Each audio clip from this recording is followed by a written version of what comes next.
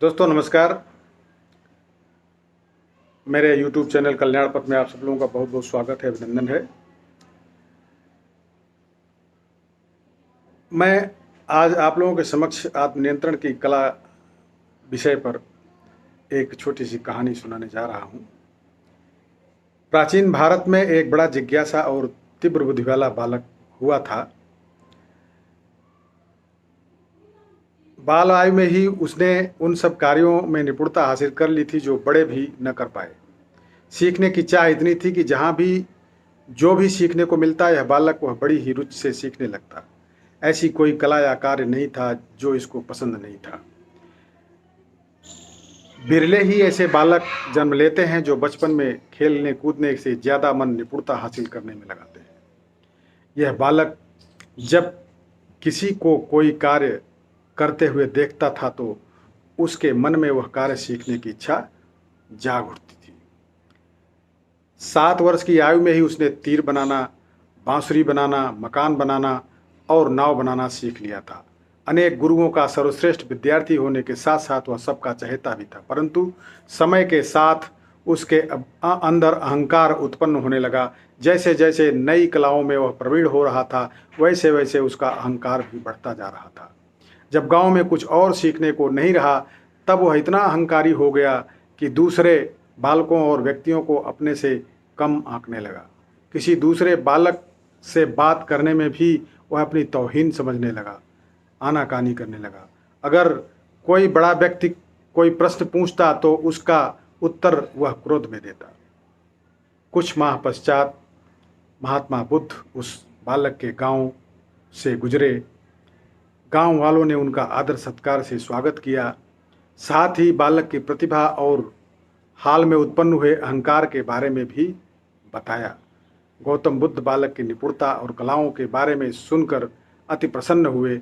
उन्हें लगा कि अगर इस बालक के अहंकार को खत्म नहीं किया गया तो एक प्रतिभाशाली बालक अंधकार में चला जाएगा।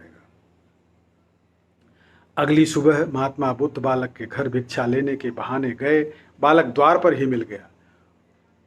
उसने गौतम बुद्ध की तरफ अचंभे से देखा और पूछा, आप कौन हैं?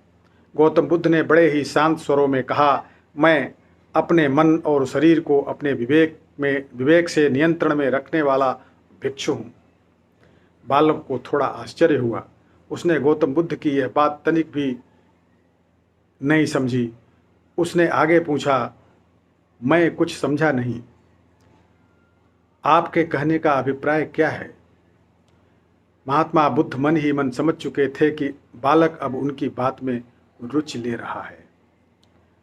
उन्होंने उत्तर दिया, जैसे एक नाविक नाव चलाता है, एक तीरंदाज तीर चलाता है और एक गायक गाना गाता है, ठीक उसी प्रकार से एक ज्ञानी अपने चंचल मन को अपने नियंत्रण में रखता है। बालक बोला, इस विषय में थोड़ा और मुझे बताइए। इस पर महात्मा बुद्ध ने कहा, ज्ञानी ना तो आवश्यकता से अधिक खुश होता है और ना ही आवश्यकता से अधिक दुखी। किसी दूसरे व्यक्ति द्वारा प्रशंसा या दुर्व्यवहार से उसे कुछ फर्क नहीं पड़ता। एक ज्ञानी स्वयं ही संतुष्ट रहता है और अंतिम समय तक उसका चेतन मन प्रसन्न रहता है। उसको बाहरी संसार से मतलब नहीं होता। अब बालक की आंखें खुल चुकी थीं, उसका अहंकार खत्म हो चुका था। उसने गौतम बुद्ध को प्रणाम किया और कहा, आपने आज मुझे वह ज्ञान दिया है जिसके मिलने के बाद मुझे किसी और ज्ञान की आवश्यकता ही नहीं है। मैं सदैव इस प्रयास में रहता था कि संसार में जितना भी सीखने के लिए या जानने के लिए है वह सब मैं सीखूं और जानूं, परंतु मेरा चेतन कभी संतुष्ट नहीं रहता था। आज आपकी बातों ने मेरे मन के द्वार खोल दिए। मुझे अब पता चला है कि जिस संतुष्टि को मैं बाहर संसार में खोज रहा था वह तो मेरे अंदर ही है।